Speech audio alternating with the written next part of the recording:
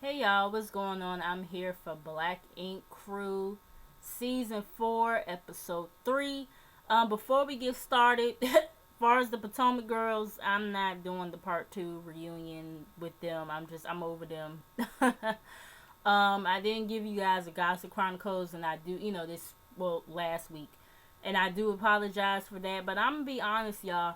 Sometimes it is hard and a little bit overwhelming for me to do the Gospel Chronicles because it's like, I don't have a lot of subscribers right now, whereas with a lot of the other YouTubers, they have a lot of subscribers and a lot of them follow them on social media. So, around the end of the week or whatever, or the middle of the week, they can, ask their subscribers who follow them, like on Facebook and Instagram, give me some topics to talk about and send me the links or whatever. So, they have the links right there. They can just, click on and read the story, on different topics and everything. Whereas with me, I have to, kind of research everything. You know what I'm saying, on my own, on all these different topics or whatever. And if I don't, know off my head the story, I have to actually research it myself and take notes, and it's just a lot that goes into it. And sometimes I don't be feeling like doing it. I'm not gonna front. You know what I'm saying? Whereas with the reality shows, it is a little bit more easier because you're watching and you're observing and you're taking notes as you're watching. You know what I'm saying? But sometimes even with that, you be trying to catch everything, and some things you just don't catch. But it is easier versus doing um a hot topic segment. You know what I'm saying? Especially when you're just starting out. You know what I'm saying? But yeah, let's just get into this review. So we get the continuation of Cease and Ted. Cease feels disrespected or whatever, saying Ted trying to take him out or whatever. He ain't been in second command for 2 weeks yet, and the motherfucker already trying to take me out. And it's like, Cease, like, I don't feel like Ted is trying to take you out. I mean, like I said last week, I think the decision that he made was a very sound decision. And it's like, you did put him second in command and you were not there. And, he was sitting up here saying, I mean, not him, but Ted was saying that Cease didn't build Black Ink on his own. And, Cease, he does take a work at Melody's work and everything.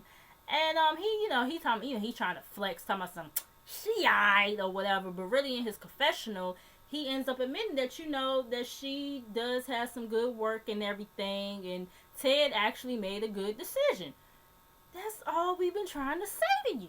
You know what I'm saying? But he told Ted, he was like, you know how I am. I just don't let everybody in like that, this, that, and the third. And Ted was like, well, I mean, it's your, it is your decision and everything, but at least just, look at the portfolio or whatever, call her and see, how you feel about her. And if you still feel like you want to fire her, then, that's your decision and everything. You know what I'm saying? But, it's like I said, I feel like Ted made a good call because, see, you sitting here talking about something, you just don't trust everybody and everything and all this other stuff, but it's like, these people, the tattoo artists that you do got at this shop right now is half-ass doing their goddamn job. So maybe you do need some new people around to um bring more clientele in and to bring you back and take you further than than you can ever imagine. You know what I'm saying? But you sitting here telling me some, I just don't let everybody in, this, then the third. Like, I don't think Ted would just like hire somebody that he feels like would be a problem. You know what I'm saying? Like I said, maybe you need some new people in the shop because the motherfuckers you got in there now are not reliable at this point. I'm just saying. Um, and you want your business to expand, that's, I mean, come on. You know what I mean? But anyways, we get back inside the shop or whatever. Sky, she starts singing about her, getting her ass done and everything. Walt is happy so she could stop talking to him to death about getting shit done. um, you know, Sky says, she ain't gonna know how to act or whatever. And Teddy, he was like, yeah, and you light skinned and you pretty too. He was like, yeah, you really ain't gonna know how to act or whatever. And she talking about, in the wintertime, she gonna be wearing bathing suits and shit. Just a bathing suit with a fur coat on. I was like, hold on. Sky. I'm gonna need for you not to do that, cause I'm just saying you don't want to catch pneumonia or some shit. You know, trying to be all cute and flex with your ass, your new ass. I'm just saying, be walking around, be a sick ass. That's what your ass gonna be. Shit. But anyways, this guy named Young Marco, I believe. I think he comes in. Did he already say he was mainstream, or is he just trying to get the mainstream? Cause I don't remember. But anyways, he's an R&B singer or whatever, and Sky, gets him to sing what he's going to get done, and he's getting the Jaguar done or whatever. So he sings that and everything. C's comes out because he's the one who's going to do his tattoo, and he asks C's for some advice or whatever, and I was like, well, I don't know if C's is the motherfucker you want to go to for some damn advice. Considering his circumstances, but I mean, C's did, kind of give him some sound advice or whatever. Um, you know, and C's, he admits that, he's scared that Duchess is getting tired of his baby mama woes and everything, and how he really wants things to work out with them, this, that, and the third, and how he wants their empire to grow and all this other stuff. So we get Dutch and C's, they at the house chilling, before she goes to Miami. And Dutch finds out that there's more issues with her shop and everything, and how she's going to have to dish out some more money. And she's frustrated, and she admits that the baby mama issues with C's is affecting her or whatever. And she hops in the van or car or whatever, and she's on her way to the airport and to go to Miami or whatever. And she says that she feels like C's doesn't care about how she feels or whatever, especially when it comes to the baby mama situation and everything. And she's still upset about C's touching the Sophia the Body Girl last season, and that he lied to her. And was she mad? Because I remember her, about that whole tat at the reunion. Was she mad because he lied to her about that? Or was it something else he lied to her about? I can't remember, y'all. Y'all remind me if y'all know. But my thing is, with the whole Sophia the Body situation, from what I remember last season, C's didn't even know that the bitch was going to be there. You know what I'm saying? And he did really want to touch her, but he had to do what he had to do to get this wet. You know what I'm saying? Shout out to Stevie J. But it's like, yeah, I mean, but at the same time, I do get, because you are his fiance, you don't like the girl, whatever. But sometimes business is just business. You know what I mean? And now if that's what if he lied to her about that, then I can understand that he shouldn't have lied about it. You know what I'm saying? But anyways, moving on from that. So we get the Miami trip. Sky is ready to turn the fuck up. Her friend talking about something. We could do some yoga or whatever. She was like, y'all could do yoga. I ain't doing that shit. Like, what the fuck? I'm gonna have my new ass and everything. I'm trying to shake it. Only yoga I'm gonna be doing is twerking in the motherfucking club, okay? But anyways, Donna and Duchess, they're in the car together. And things are kind of awkward and everything. Donna, pretty much tells her how she felt about Duchess being fake and talking about her child being a bastard child and all this stuff. And Duchess says that she said what she said because Donna didn't know who the baby daddy was, because she had fucked everybody and everything. And she was like, but you should come at everyone else too and not just me. Which I do agree. But you, Duchess, you as a woman... had to get K Michelle real quick. You as a woman, and for you to have had not an abortion, but a miscarriage too. Oh wait, or did Duchess have an abortion? Child, I forgot.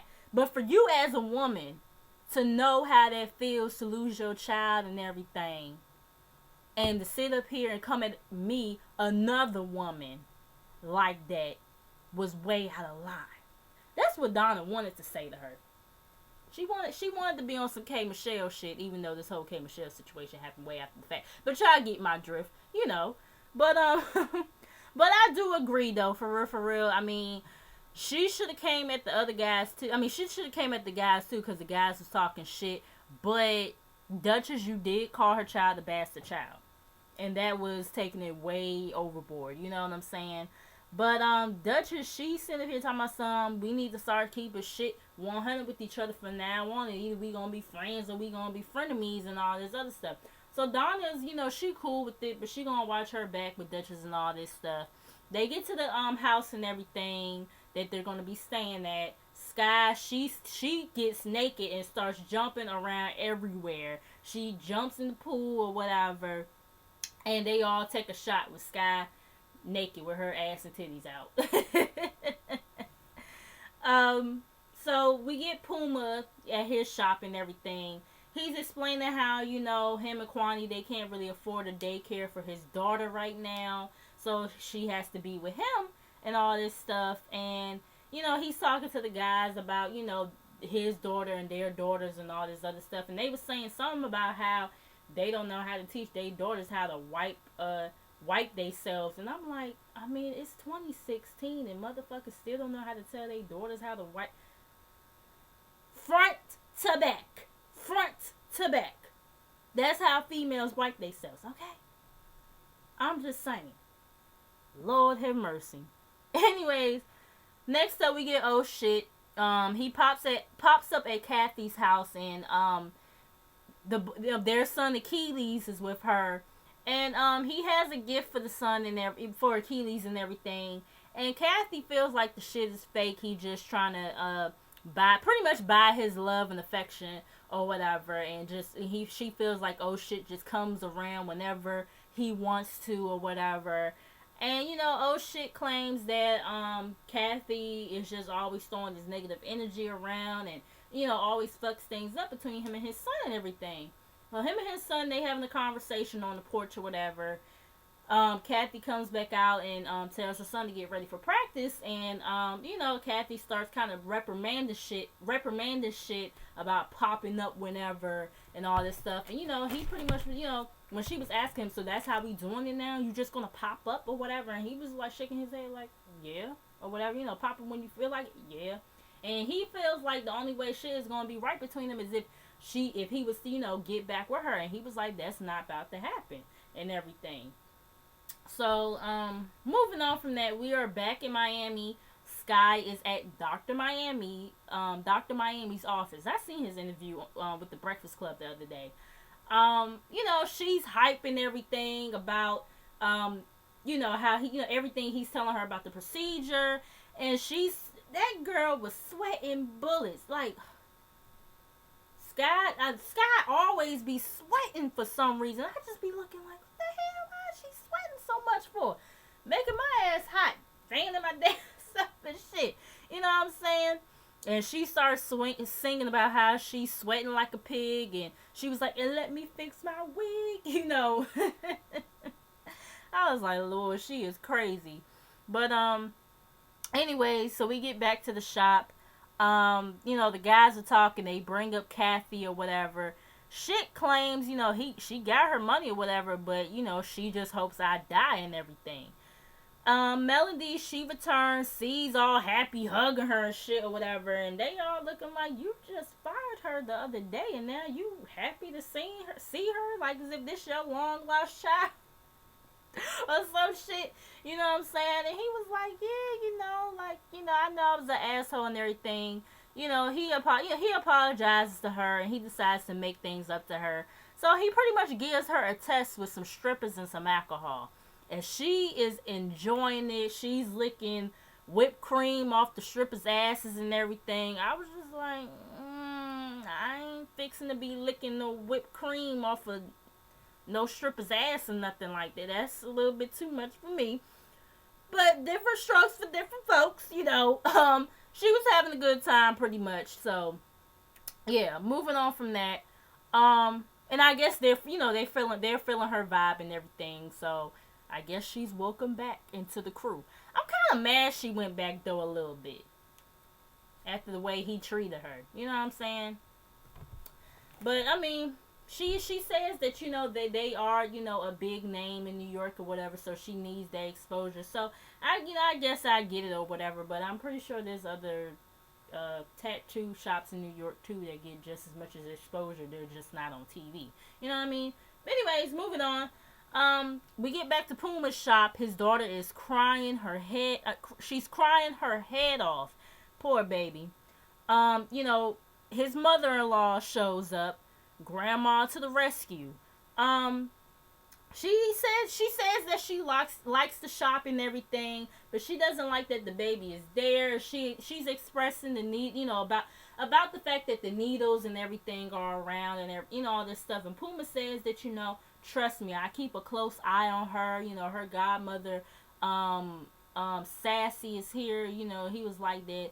Everybody always keeps an eye on her and everything, but it's like, but at the same time, Puma, you have to run a business too. And I do understand where the mother-in-law was coming from or whatever. Like, you're running a business or whatever. And it's like, what about, well, because I was getting ready to say, well, what about when he has to do a tattoo, but then somebody else probably, be unoccupied at the time and they could probably watch her or whatever if he was doing a tattoo. But I do agree, it's no environment for a kid to be at, you know what I'm saying? So the mother-in-law decides to take the baby and everything, and Puma's not too happy about it, but he says that he's not going to make a scene in front of his daughter and everything, but he's going to address it later on, which I'm glad he did. He didn't address it right then and there. I was glad to see him make that mature decision. We get back to Miami. They're in the club. Sky says, the Duchess doesn't usually drink, especially, like around C's or whatever. But I guess because she's not, he's not around and everything, she could let loose a little bit. She could be like the fun girlfriend instead of the fiance and everything. Somebody knocks a drink on Sky, and I don't know was it Duchess that knocked the drink on her, or was it somebody else? Either way, a drink got knocked on her and the guy on her white pants, so she decides to go home. And which I understand, because she had on white. You know what I'm saying? But then at the same time, shit, the club is dark. Who the hell going? Well, then again, no, because white pants, they do stand out. Because I was going to say, who the hell going to see the shit? But white pants, they do kind of stand out. So her and one of the other friends, they decide to go home. Duchess and Donna, they still there with one of the other friends. The other friend, she in her own zone. They, Dutch, she's all up on Donna, shaking her ass, shaking the tail feather on Donna and shit. She ain't wearing her her engagement ring and all this stuff because she feels like C's, can do whatever he wants, and now she has to do something for her and everything, and how she got to put her first and all this other stuff. We get back to the shop. He says that he wants to move the wedding date up. And Ted look at him like, are you sure about it? He was like, I just don't want you to rush into nothing and everything. And Ted, he was like, I do see the positive that, Duchess brings into C's life, but I also see the negative too. Meaning that, she was like, I see how Dutch motivates him, this, that, and the third, and pushes him, but I also see how she kicks him and always throwing shit in his face too. So he was like, whatever C's want to do at the end of the day is his decision, but he just gonna be there at the wedding for the alcohol and the bitches. As soon as he said it, I was like, bitches and bottles. That song with DJ Khaled and Future and a whole bunch of other rappers. Let's order 100 models. Hey. But yeah, so but pretty much, Teddy, he still he ain't really trusting Duchess too much right now.